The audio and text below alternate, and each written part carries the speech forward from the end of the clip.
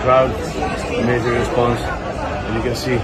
এইবার রাজকুমার নিয়ে মুখ খুললেন সালমান খান। সালমান খান বলতেছে, আমি অবাক হয়ে গেলাম সাকিবের এত ভক্ত দেখে।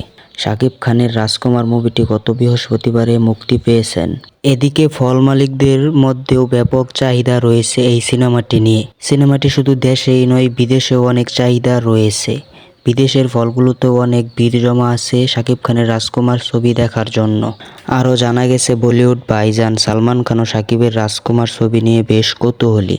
সব দর্শকেরা বলতেছে সাকিব খান যে এত ভালো একটি ছবি ঈদের মধ্যে উপহার দিবে আমাদেরকে, যা বলার বাহিরে। কথাতে আমি হব রাজকুমার, তোমার রূপ কথাতে আমি হব।